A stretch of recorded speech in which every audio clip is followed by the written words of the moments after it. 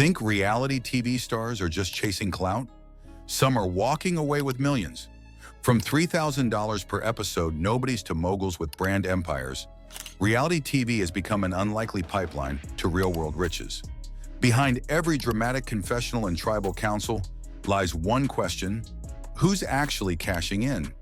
In this episode, we follow the paper trail of reality television, from chaotic competition shows to glamour-fueled franchises, and uncover the stars who turned viral fame into long-term fortune. Because in today's fame economy, a single season could launch a business, a movement, or a lawsuit. Reality TV has come a long way from the early days of grainy home footage and confessional booths. It's now a multi-billion-dollar industry, feeding streaming services, social media algorithms, and tabloid empires. In 2022, the global unscripted TV market was worth an estimated $49 billion. And yet, most of the people on screen see only a fraction of that. The setup is simple: average people, outrageous scenarios, and the illusion of spontaneity.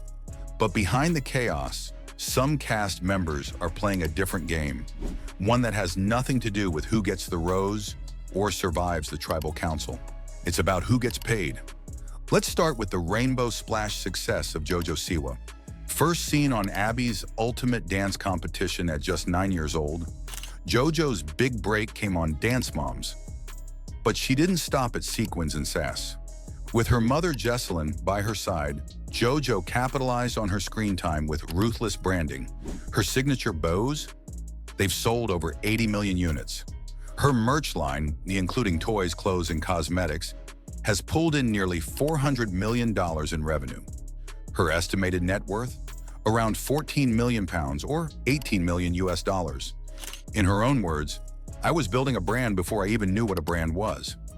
Meanwhile, on the island of Survivor, a different empire was forming. Tony Vlachos wasn't just playing for firewood, he was building a legacy.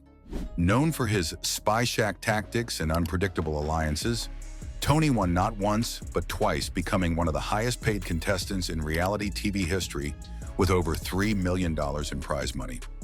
Then there's Bethany Frankel, who used the Real Housewives of New York City not just to air her life, but to launch a business.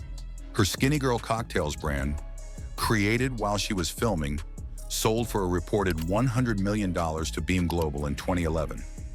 Bethany didn't just cash in, she redefined the entire business model of being a reality star. But what about the others? Vicki Gunvalson, the longest-serving Real Housewife from Orange County, earned nothing for her first season, just $5,000 for season 2. It wasn't until over a decade in, season 13, that she hit 7 figures. But she didn't celebrate. Instead, she called it a deal with the devil. Vicki opened up about being stalked by paparazzi, dealing with online harassment, and losing friendships to producers' edits. And then there's Leah McSweeney, who joined Roni in 2020. Her first season salary? $3,000 per episode, far less than her co-stars. After public pressure and increased screen time, her season 2 salary increased to $7,800 per episode. But her most lucrative gig? The Real Housewives Ultimate Girls Trip, which earned her a flat $250,000. Still, for a franchise making tens of millions, these numbers are startlingly low. Reality stars don't get residuals, they don't get healthcare or union protections. They often work 60-plus hour weeks with no overtime, no safety oversight, and no ownership of their likeness once the cameras roll. In 2023, a Vulture expose titled "The Reality Reckoning" sent shockwaves through the industry, alleging exploitative contracts, mental health neglect, and unregulated working conditions. Stars like Love is Blind's Danielle Rule came forward about filming under extreme distress. Others, like The Bachelor's Nick Viall, criticized the NDA culture that silences cast members. The glitz hides the grind. Some are fighting back. In 2023, Bethany Frankel, yes, the skinny girl mogul, proposed a reality TV union, demanding residuals, mental health support, and fair contracts. She asked, "Why are we exploited when network executives profit from our trauma?"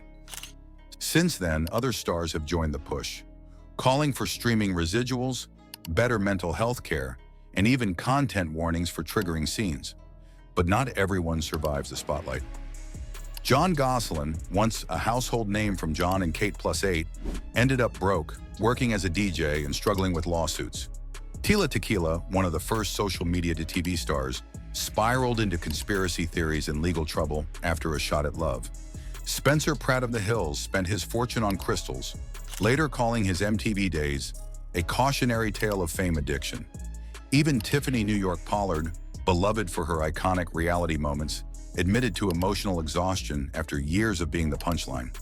She told Vice, "I gave everything to that character, and it almost swallowed me." So what does this all mean?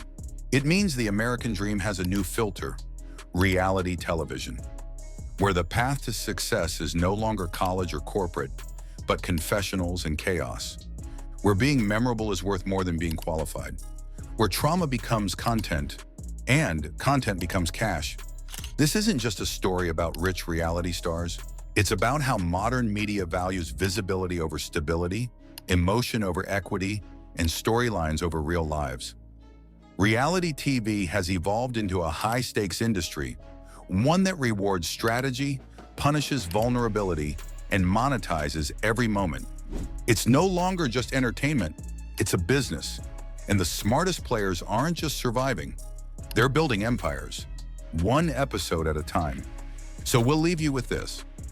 Are reality stars being exploited, or are they gaming the system better than anyone? Is this the dark side of capitalism, or the new face of entrepreneurship?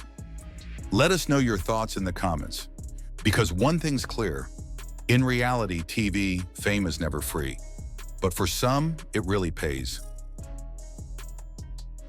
And if you want more deep dives into your favorite actors and filmmakers, make sure to subscribe to FilmVert.